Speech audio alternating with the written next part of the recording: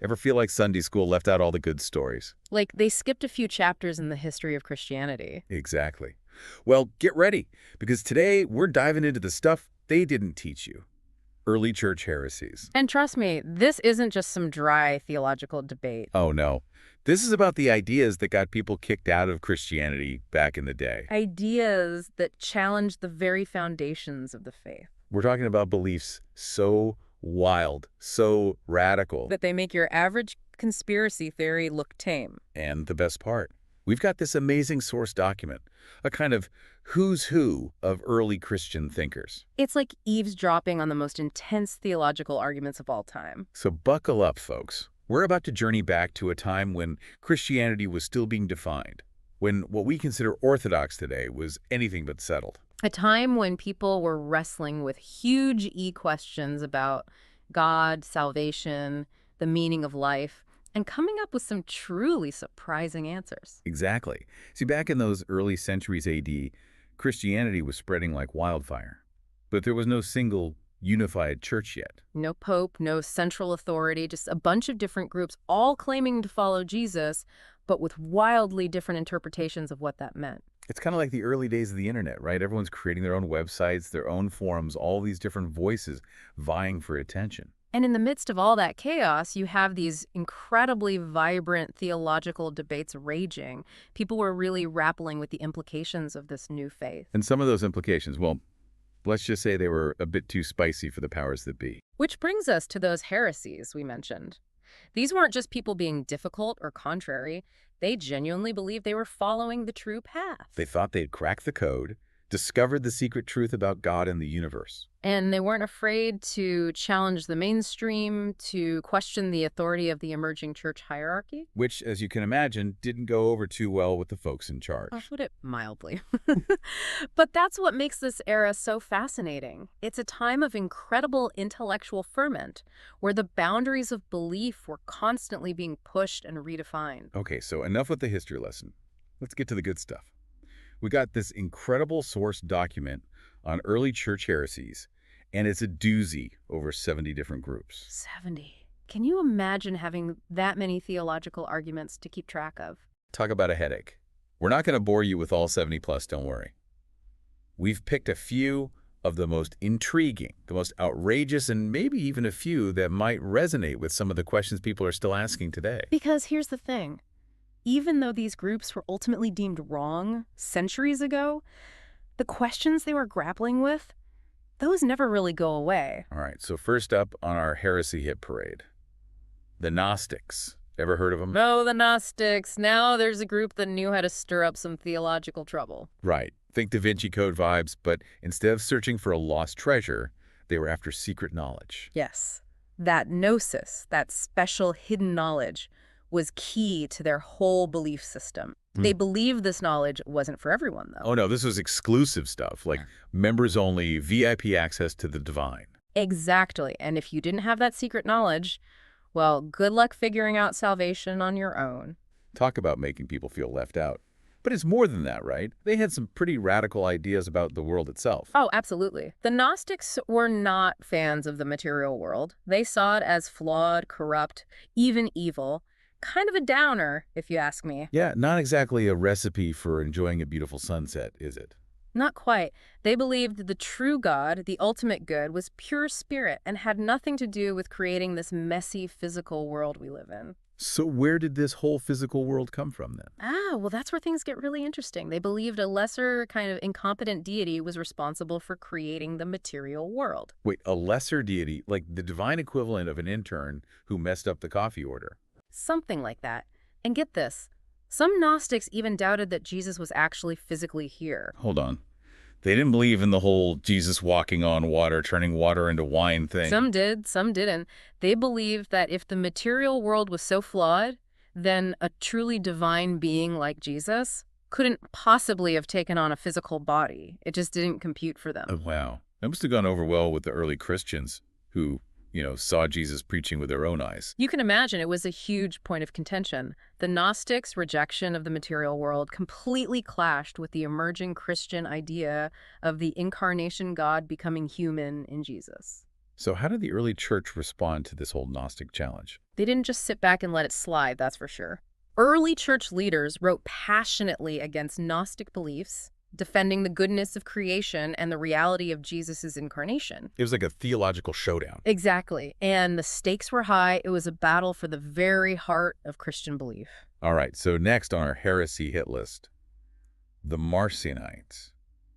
And these folks went there with a real head-scratcher. Two gods. Two. Right. Not content with just one all-powerful deity, they decided to double down. But here's the thing. They didn't see these two gods as equals, not by a long shot. Oh, no. What was their take on this whole two-god situation? Well, you had the God of the Old Testament, who they saw as, shall we say, a bit of a hardliner, judgmental, wrathful, all about those rules and punishments. You know the type. Okay, yeah, I read the Old Testament. Not exactly Mr. Rogers' neighborhood. Right. And then in stark contrast, you had the God revealed through Jesus. This God was all about love, forgiveness, and mercy, a much more appealing fellow in their view. So basically they were saying there were two gods, but one was definitely better than the other. Pretty much. And to the Marcionites, it made perfect sense. They couldn't reconcile the God of the Old Testament with all that wrath and judgment with the God of love and forgiveness they saw in Jesus. It's not you, it's me, but with cosmic consequences. Exactly. And this idea of two opposing forces at play, good versus evil, light versus darkness, it's a theme that has resonated throughout human history. It's true. It's like we're wired to see the world in those terms. And the Marcionites, in their own way, were trying to make sense of that duality, to understand how a loving God could exist alongside so much suffering and injustice in the world. Which, let's be honest, is a question that still keeps a lot of people up at night. If God is all-powerful and all-loving, why is there so much bad stuff happening? Exactly. It's one of those enduring mysteries of the human experience. And while the Marcionite answer two separate gods might have been deemed heretical, it shows how deeply people were wrestling with these questions, even back then. It's like they were trying to square the circle, to find a way to reconcile their faith with the realities of a often messy, painful world. Precisely. And while their solution might not have been the one that ultimately stuck, you have to admire their effort, their willingness to grapple with those big, uncomfortable questions. Okay, so we've covered the Gnostics with their secret knowledge and disdain for the material world. We've met the Marcionites with their two gods theory. What could possibly be next? Well, buckle up, Buttercup, because it's about to get weird. Next up, the Manichaeans. Manichaeans. Where do we start with these folks?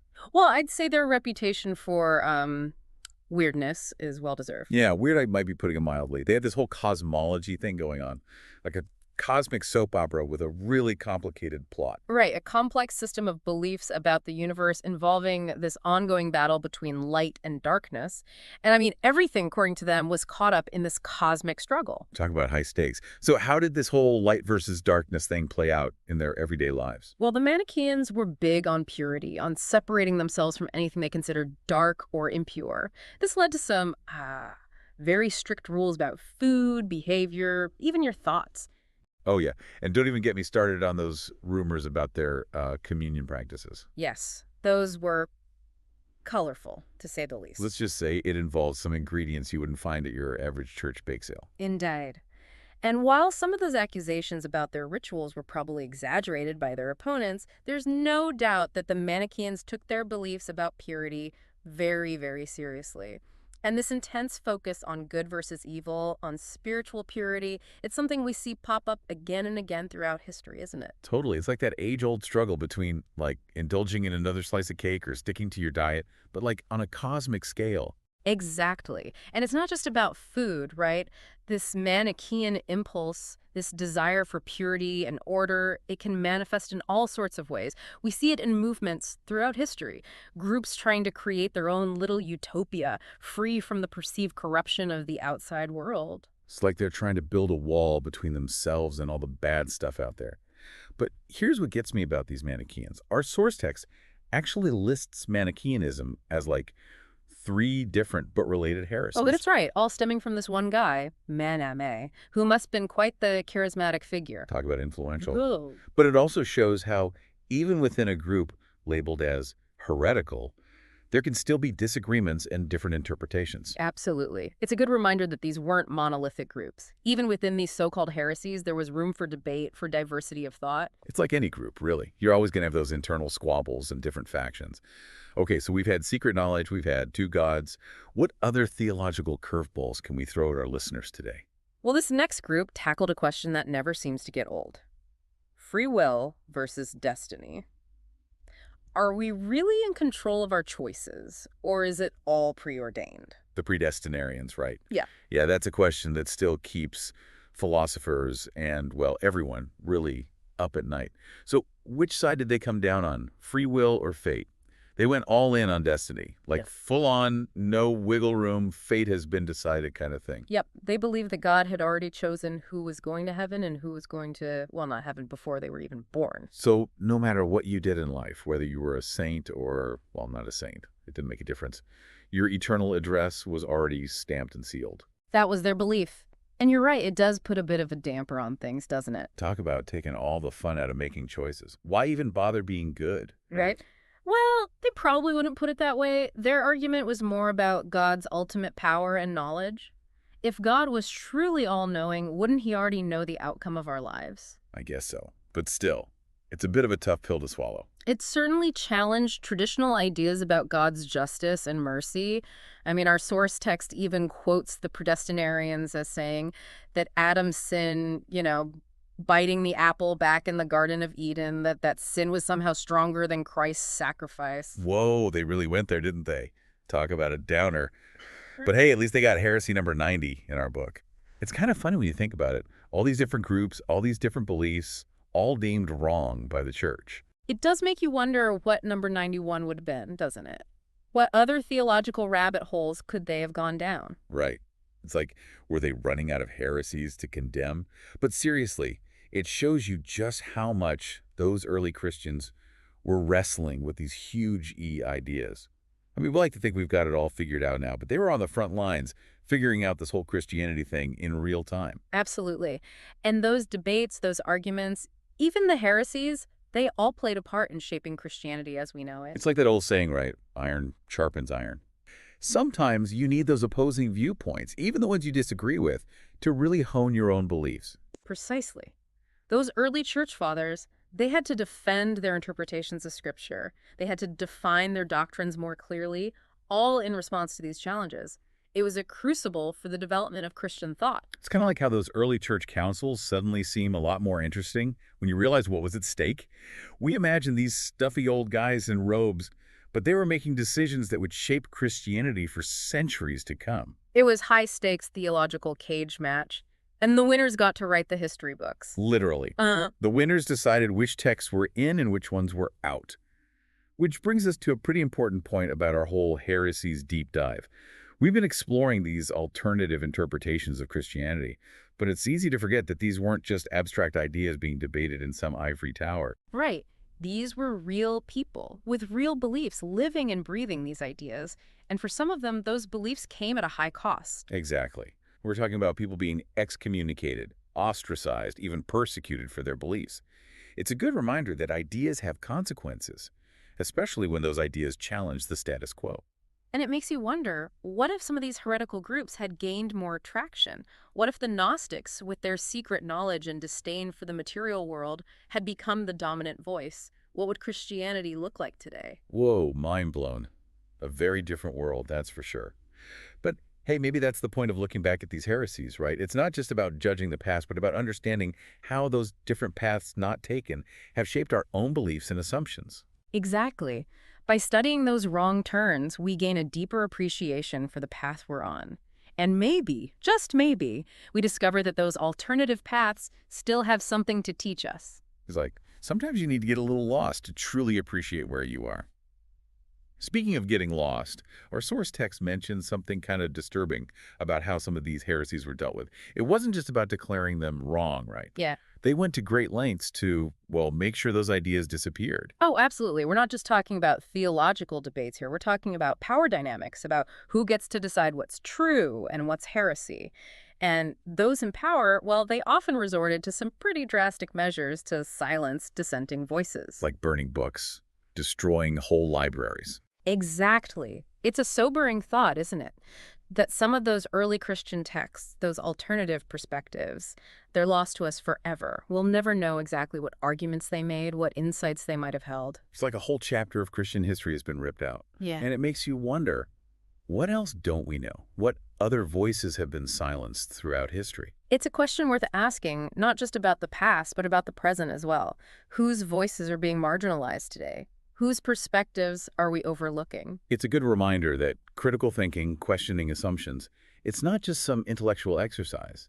It's about engaging with history and ideas in a way that acknowledges those silenced voices, those alternative perspectives. Absolutely. Because who knows, maybe those wrong ideas, those forgotten perspective, hold the key to unlocking new insights, new understandings of ourselves and the world around us. So the next time you encounter an idea that seems totally out there, maybe even a little dangerous, don't just shut it down.